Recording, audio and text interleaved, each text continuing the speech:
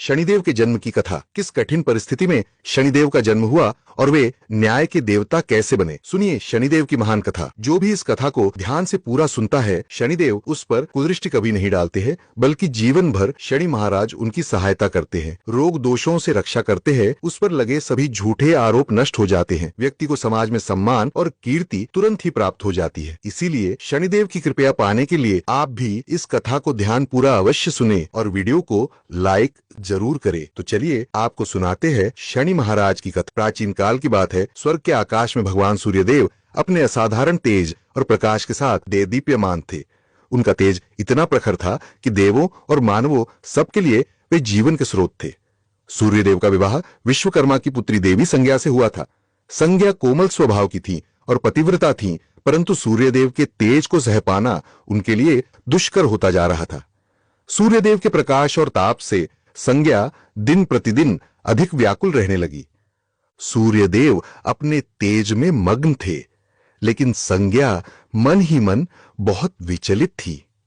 एक दिन सूर्यदेव ने संज्ञा से स्नेहपूर्वक पूछा, देवी, तुम इतनी चिंतित और थकी थकी सी क्यों दिखती हो? संज्ञा में साहस नहीं था कि वह सूर्यदेव से अपनी व्यथा को कह सके, परंतु मन में वह लगातार सोच रही थी कि सूर्य के तेज को कैसे सहन किया जाए या कम किया जाए। समय के साथ संज्ञा ने सूर्यदेव के 3 संतानों को जन्म दिया। 2 पुत्र वैवस्वत मनु एवं यमराज और 1 पुत्री यमुना। मातृत्व के बावजूद सूर्य की प्रचंड तपिश उन्हें सताती रही। अंततः संज्ञा ने एक कठिन निर्णय लिया। उन्होंने निश्चय किया कि वे तपस्या द्वारा अपनी शक्ति बढ़ाएंगी या ऐसा उपाय निकालेंगी कि सूर्यदेव का तेज किसी प्रकार कम हो सके। लेकिन बच्चों को छोड़कर तप करने जाना सरल नहीं था। एक दिन देवी संज्ञा ने निश्चय किया कि वे अपनी छाया को अपने स्थान पर छोड़कर कुछ समय के लिए संसार से ओझल होंगी। तभी संज्ञा के शरीर से धीरे धीरे एक परछाई प्रकट होने लगी। यह संज्ञा के ही समान स्वरूप वाली स्त्री थी, जिसका नाम संज्ञा ने प्रेम पूर्वक छाया रखा। छाया वास्तव में संज्ञा की ही संवर्णा प्रतिछाया थी। संज्ञा ने छाया को विनम्रता से कहा, हे छाया, तुम मेरा रूप लेकर सूर्य देव की सेवा करना और बच्चों का ध्यान रखना। जब तक मैं लौट ना आऊं, तुम ही इनकी माता और मेरी प्रतिनिधि बनकर रहना। छाया ने विनम्रता से सिर झुकाकर उत्तर दिया, आप निश्चिंत रहें देवी, मैं आपके धर्म का पालन करूंगी, परंतु यदि कोई समस्या आई तो? संज्ञा ने गंभीर स्वर में कहा, यदि कोई बड़ी विपत्ति हो तो मुझे स्मरण करना, मैं तुरंत उपस्थित हो जाऊंगी। किंतु ध्यान रहे, सूर्यदेव को हमारे अंतर की भनक न लगे। छाया ने वचन दे दिया। इस प्रकार संज्ञा अपनी जीवंत छाया को घर और परिवार की जिम्मेदारी सौंपकर वहां से प्रस्थान करने को उद्यत हुई। संज्ञा छिपते छिपाते अपने पिता विश्वकर्मा के घर पहुंची। पिता ने अकस्मात बेटी को द्वार पर देखा तो चकित रह गए। विश्वकर्मा ने कड़क आवाज में पूछा, बेटी, तुम यहां बिना सूचना क्यों आ गई? पतिगृह छोड़ना अक्षम्य है। व्यथित संज्ञा ने उत्तर दिया, पिताश्री, सूर्यदेव के तेज से मैं अत्यंत पीड़ित हूं। उनकी अनंत प्रताप ज्वाला में मेरा जीवन दुस्सह हो गया है। मैंने आपकी आज्ञा बिना ही घर छोड़ दिया, यह मेरा अपराध है। किंतु मेरे स्थान पर मेरी छाया मेरे पति और बच्चों की सेवा कर रही है। विश्वकर्मा यह सुनकर क्रोधित हुए। उन्होंने समझाया कि पति को बिना बताए त्यागना और पिता के यहां आना धर्म के विरुद्ध है। विश्वकर्मा ने आदेश दिया कि संज्ञा तुरंत अपने पति के पास वापस जाए। संज्ञा ने पिता की डांट तो सुन ली, पर मन में ठान लिया कि सीधे सूर्य के पास नहीं लौटेंगी।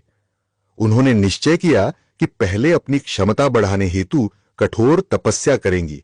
फिर देवी संज्ञा वहां से चुपचाप निकल भागी और उत्तर कुरु के घने जंगलों में जा पहुंची। अपने रूप लावण्य के कारण किसी उपद्रव से बचने हेतु संज्ञा ने वहां एक घोड़ी अश्विनी का रूप धारण कर लिया। घोड़ी के रूप में देवी संज्ञा ने सूर्यदेव के तेज को सौम्य बनाने के उद्देश्य से कठोर तप आरंभ कर दी। वह घोर तपस्या में लीन हो गई। सूर्योदय से सूर्यास्त तक अनवरत ध्यान, ना दिन में अन्न ग्रहण, न रात में विश्राम।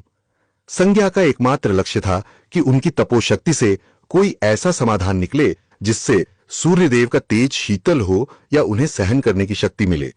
उधर संज्ञा के महल से अचानक गायब हो जाने पर भी सूर्यदेव को जरा भी आभास नहीं हुआ कि उनकी वास्तविक पत्नी वहां नहीं है।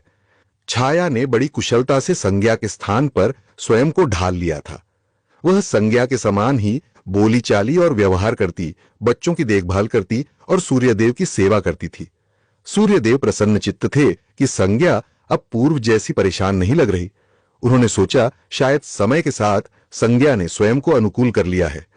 इस प्रकार छाया के साथ सूर्यदेव का गृहस्थ जीवन सुचारू रूप से चलने लगा। समय बीतने लगा। संज्ञा के छोड़े हुए तीनों बच्चे यम, यमुना और मनु छाया को ही अपनी जननी मानकर स्नेह करने लगे थे। छाया भी उनके प्रति पर्याप्त ममता दिखाती, किंतु हृदय में वह सदा सजग रहती कि वह मूल माता नहीं है। सूर्यदेव छाया के साथ वैसे ही व्यवहार करते जैसे पहले संज्ञा के साथ करते थे।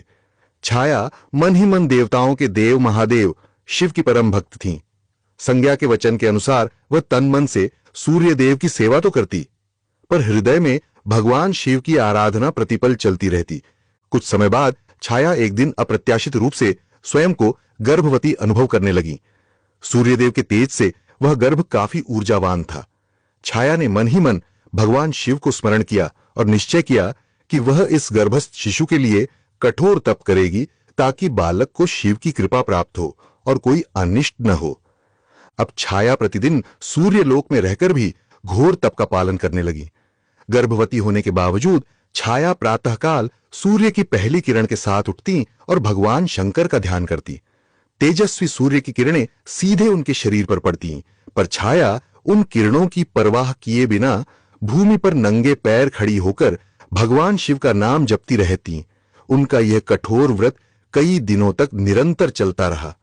छाया के इस अटल तप और निर्जल व्रत का प्रभाव उनके गर्भ पर भी पड़ा।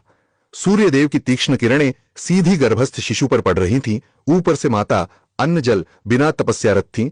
इस दुआसह साधना के परिणाम स्वरूप गर्भस्थ शिशु का वर्ण धीरे धीरे अंधेरे के समान काला होने लगा, मानो मां की तपस्या की तपिश और सूर्य की गर्मी ने मिलकर उस बालक को श्याम वर्ण प्रदान कर दिया हो।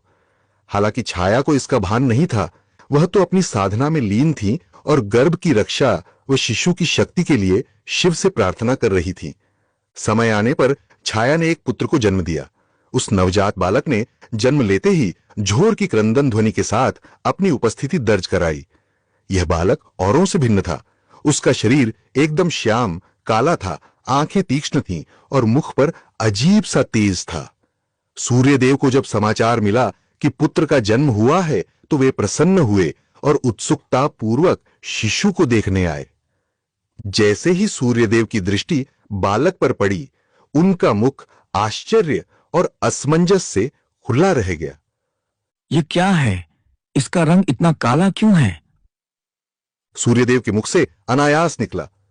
नवजात शिशु का श्याम वर्ण देखकर सूर्य को आश्चर्य हुआ और तुरंत ही उनके मन में संशय के बादल घिर आए। उन्होंने मन में सोचा कि उनकी तेजस्वी रक्त सेना वंश में ऐसा काला बालक कैसे जन्म ले सकता है। पल भर में प्रसन्नता क्रोध में बदल गई। सूर्यदेव की भ्रुकुटी तन गई और आंखें लाल हो उठीं। छाया उनके मनोभाव समझकर घबरा गईं। उन्होंने शांत स्वर में समझाना चाहा, हे देव, बालक का वर्ण संभवतः मेरे कारण श्याम हुआ है। गर्भावस्था में मैंने कठोर तप किया, भोजन भी नहीं किया। शिशु पर शायद उसी का प्रभाव पड़ा है। पर क्रोध में अंधे हो रहे सूर्यदेव पर छाया की बातों का कोई असर नहीं हुआ।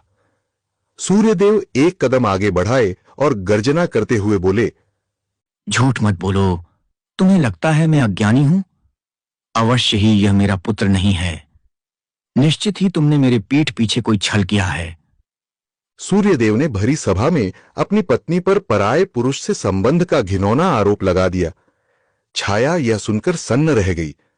उनके नेत्रों से अश्रुधारा बह चली। उसने हाथ जोड़कर सूर्यदेव को विश्वास दिलाने की चेष्टा की।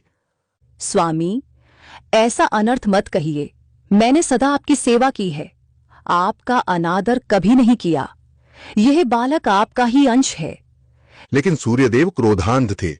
उन्होंने दासी सेवकों को आदेश दिया, इस स्त्री को और इसके काले बालक को महल से दूर ले जाओ। मैंने इसे अपना मानकर भूल की। सूर्यदेव ने नवजात को स्वीकारने से इनकार करते हुए छाया को तिरस्कार पूर्वक त्याग दिया। अपने ही पति के मुख से ऐसे कठोर वचन सुन छाया को मानो वज्रपात सा हुआ। उनकी आंखों से आंसू बहने लगे। उधर नवजात शिशु, जिसे अपमान का पूरा आभास तो नहीं था, लेकिन मां के हृदय विदारक रुदन ने उसे व्याकुल कर दिया। वह भी जोर जोर से रोने लगा। तभी सूर्यदेव ने क्रोधित नजरें उस बच्चे पर डाली। उनकी आंखों में अब भी संदेह और घृणा थी। आश्चर्यजनक रूप से उसी क्षण बालक ने रोना बंद कर दिया और धीरे से अपनी आंखें खोल दी। उस शिशु की कोमल आंखों में अचानक एक भीषण अग्नि सी दैवी ज्वाला प्रकट हुई। यह बालक साधारण नहीं था, वह जन्म से ही तपस्विनी माता की शक्ति लेकर आया था। उसने अपलक अपने पिता सूर्यदेव की ओर घूर कर देखा। जैसे ही शिशु की क्रोधित दृष्टि सूर्यदेव पर पड़ी, सूर्यदेव तीव्र पीड़ा से चिल्ला उठे। उनकी स्वर्णकांत देह मानो कोयले सी काली पड़ने लगी। उस दग्ध दृष्टि का प्रभाव इतना भयंकर था कि सूर्यदेव का संपूर्ण शरीर काला पड़ गया और उनका तेज मंद होते होते अंततः बुझसा गया। चारों ओर अंधकार छा गया, मानो सूर्यास्त के बाद अंधेरी रात उतर आई हो। सूर्यदेव के रथ के घोड़े भी एकदम थम गए। सूर्य का दिव्य रथ आकाश मार्ग में रुक गया। इस अप्रत्याशित घटना से संपूर्ण सृष्टि में हाहाकार मच गया। दिन में ही तमिसरा अंधकार फैल गया। प्राणी भयभीत हो उठे। देवताओं ने चिंतित होकर इधर उधर देखना शुरू किया कि सूर्यदेव को क्या हो गया है। सूर्यदेव अत्यंत व्यथित थे। उनका उज्जवल स्वरूप नष्ट हो चुका था और उनके अश्व आगे बढ़ने को तैयार न थे। उन्हें तभी अपनी भूल और कठोर शब्दों का आभास हुआ। अंधकार में घिरे सूर्यदेव को अपनी गलती पर ग्लानि होने लगी। वे समझ गए कि जिस बालक को उन्होंने ठुकराया है वह साधारण नहीं बल्कि अत्यंत शक्तिशाली है। अपने अपमानित पुत्र और पत्नी को देख उन्हें एहसास हुआ कि क्रोध में उन्होंने अक्षम्य कार्य किया है। विवश होकर सूर्यदेव ने आर्त स्वर में त्राहि पुकार लगाई, हे महादेव, मेरी सहायता करें, मुझसे भारी भूल हुई है। सूर्यदेव की करुण पुकार सुन समस्त लोकों के स्वामी भगवान शिव तत्काल प्रकट हो गए। एक दिव्य ज्योतिपुंज प्रकट हुआ और उसके मध्य भगवान शंकर अपने वृद्ध मुद्रा में प्रकट हुए।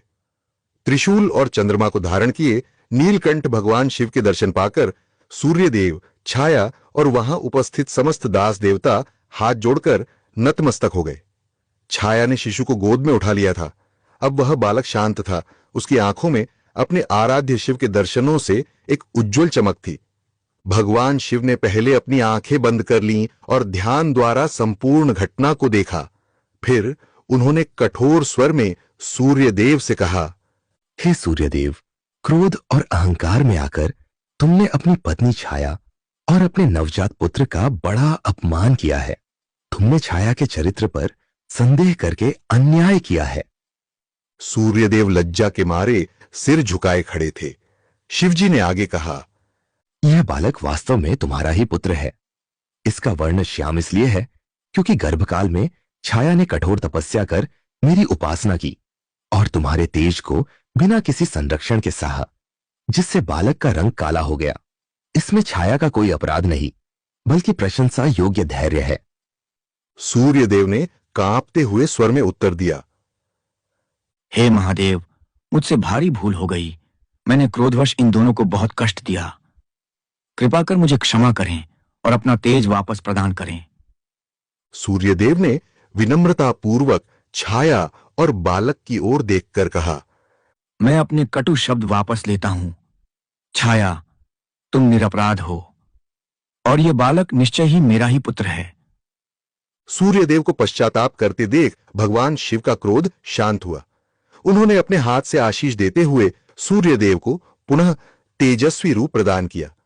उनकी काली पड़ी देह फिर से सुनहरे तेज से चमकने लगी और अंधकार चीरता हुआ प्रकाश चारों दिशाओं में फैल गया। सूर्यदेव के रथ के अश्व भी पुनर्जीवित होकर गति से दौड़ने लगे। सृष्टि फिर से प्रकाशमान हो उठी। सूर्यदेव ने तुरंत छाया और अपने पुत्र को गले से लगा लिया। सूर्य ने कहा, छाया, तुमने जो तप किया उससे हमारे पुत्र को अद्भुत शक्ति मिली है। मैं तुम्हारा ऋणी हूं और अपने आचरण पर अत्यंत लज्जित हूं। छाया के नेत्रों से आनंद के आंसू बहने लगे। उन्होंने सूर्यदेव को क्षमा कर दिया। नन्हा शिशु भी मानो मुस्कुरा रहा था। पिता का स्नेह पाकर वह प्रसन्न था। शिव ने बालक को आशीर्वाद दिया और कहा, वत्स, तुमने जन्म से ही अन्याय का सामना किया है और तुम में अन्याय का प्रतिकार करने की शक्ति है। अपनी माता की तपस्या के फलस्वरूप तुम में मेरा अंश समाहित है। मैं तुम्हें आशीर्वाद देता हूं कि तुम लोक में न्याय के देवता के रूप में प्रतिष्ठित होगे। तुम लोगों को उनके कर्मों के अनुसार फल दोगे, पापियों को दंड और सत्पुरुषों को पुरस्कार। सूर्यपुत्र होने के नाते तुम्हारा स्थान आकाश मंडल में नवग्रहों के रूप में होगा। अन्य ग्रहों में तुम्हारा स्थान ऊंचा होगा क्योंकि तुम कर्मफल दाता हो। अब से तुम शनि नाम से प्रख्यात होगे। शनय, चलने वाले ग्रह। सप्ताह का एक दिन शनिवार तुम्हारे नाम से होगा और इस दिन तुम्हारी पूजा से प्राणियों के कष्ट दूर होंगे। शिव के वचनों ने नवजात शनि को मानो पल भर में युवावस्था का तेज प्रदान कर दिया। सबने अनुभव किया कि उस बालक के रूप में एक महान शक्तिशाली देवता प्रतिष्ठित हो रहा है। छाया ने शिवजी को हृदय से प्रणाम किया और बोली, प्रभु, आपके अनुग्रह से ही मेरे पुत्र को मान मिला। मेरी तपस्या सफल हुई। सूर्यदेव ने भी शिव की स्तुति की। शिवजी ने प्रसन्न होकर अंतर ध्यान होने से पूर्व कहा, याद रहे, शनिदेव प्रजा को उनके कर्मों का न्यायपूर्ण फल प्रदान करेंगे। इनकी दृष्टि से कोई भी कर्म छिपा नहीं रहेगा। तुम सब इन्हें आदर दो। वहां पर उपस्थित जनों ने जय शनिदेव, जय सूर्यदेव और हर हर महादेव का उद्घोष किया। शिवजी अंतर ध्यान हो गए। इस प्रकार छाया के तप से उत्पन्न श्याम वर्ण बालक शनि को भगवान शिव के आशीर्वाद से नवग्रहों में प्रमुख स्थान मिला और वे जगत के कर्म फलदाता न्याय के देवता बने। कालांतर में जब असली माता संज्ञा अपनी तपस्या से लौटी तब समस्त परिवार में पुनर्मिलन हुआ। सूर्यदेव ने भी अपनी गलती से शिक्षा पाई और सभी संतानों को समान स्नेह दिया। शनिदेव अपने पिता सूर्य, माता छाया तथा जगत पिता शिव के प्रति पूर्ण भक्ति भाव रखते हुए अपने कर्तव्य पथ पर चल पड़े। वे न्याय के कठोर किंतु निष्पक्ष देवता के रूप में प्रसिद्ध हुए। गलत कार्य करने वालों पर उनकी दृष्टि टेढ़ी जरूर होती है, परंतु भक्तों एवं धर्मपरायणों के प्रति उनका हृदय दयालु है। आज भी हिंदू धर्म में शनिदेव को ऐसा ग्रह माना जाता है जो प्रत्येक प्राणी को उसके कर्मों का उचित फल देता है। शनिदेव की कथा हमें सिखाती है कि तप, धैर्य और भक्ति से प्राप्त शक्ति से अन्याय का अंत संभव है और ईश्वर के न्याय में प्रत्येक कर्म का फल अवश्य मिलता है। तो दोस्तों, उम्मीद है आपको शनिदेव की यह कथा पसंद आई होगी। वीडियो को लाइक जरूर करें और कमेंट में जय शनिदेव अवश्य लिखें।